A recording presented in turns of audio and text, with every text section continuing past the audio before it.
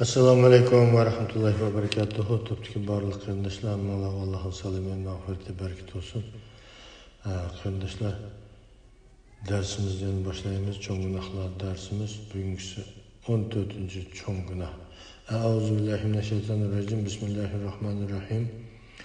Alloh va uning payg'ambari nomida yolg'on so'zlash. Bu vaqtda Alloh taolo sura Zumarning 60-oyatida bunday deydi: Qiyomat kuni Allohga yolg'onni chaplaganlarning yuzlarini qop-qora ko'rsan.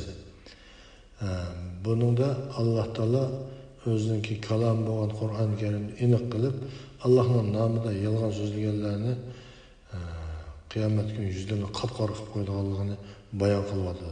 Hasan Basri Allohga yolg'onni chaplaganlar xohlasak qilamiz, xohlasak qilmaymiz deydigan kishilarni ko'rsatdi deb tafsir qilgan. İbn Jawzi tafsirida bir guruh olimlar Allohga va uning payg'ambariga yolg'onni chaplash kufrlikdir. Islom dinidan chiqarib tashlaydi deb qaraydi. Shak shubhasizki Allohga va uning payg'ambariga yolg'onni chaplab, harom narsalarni halol narsalarni harom qilish ochiq kufrlik hisoblandi.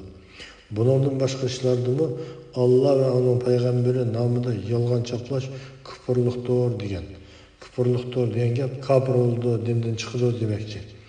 Payg'ambar sallallohu alayhi vasallam mundaq deydi: Kimki menga yolg'onni chaplasa, uning uchun do'zaxda bir uy silinadi. Tabarani rivoyat qilgan hadis. Kimki men demaganni, ya'ni bu yerda men demaganni dedi deb menga yolg'onni chaplasa, uningga do'zaxda bir uy silinadi deydi. Kimki menga yolg'onni qasddan chaplasa, jahannamdan o'ziga joy tayyorlab qo'ysin. Imom Buxoriy, Imom Muslim, Abu Davud, Imom Tirmiziy, Nasai va Ibn Majah rivoyat qilgan sahih hadis. Kimki mening nomimda bir hadisni uning yolg'onligini bilib turib rivoyat qilsa, u yolg'onchilarning biri bo'ladi. İmam Ahmed ve İbn Majah rivoyat qilgan hadis. Mana bu yerda aniq qilib davat etdi qarindoshlar. Payg'ambar sallallohu alayhi vasallam kimki mening nomimda yolg'on so'zlasa, uningki o'rni do'zaxda deb aniq bayon qilyapti.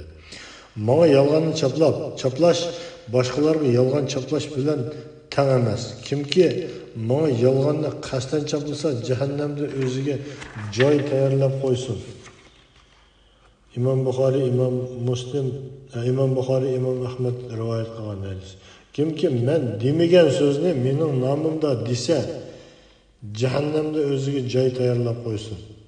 Imom Buxoriy rivoyat qilgan sahih hadis. Shuningga qarindoshlar, Allohga yolg'on chaplash, Alloh nomida yolg'onni so'zlash, Alloh guvoh deb turib yolg'on qasam berish, payg'ambar sallallohu alayhi vasallamga qarshi chaplash, onunla ahanet qilish ve Peygamber sallallahu aleyhi ve sellem demagan narsalarni, Peygamber sallallahu aleyhi ve sellem'nin hadisi bo'lmagan hadislarni hadis deb turib deyishning ne kadar ig'ir gunoh ekanligini bu yerda bilishimiz kerak.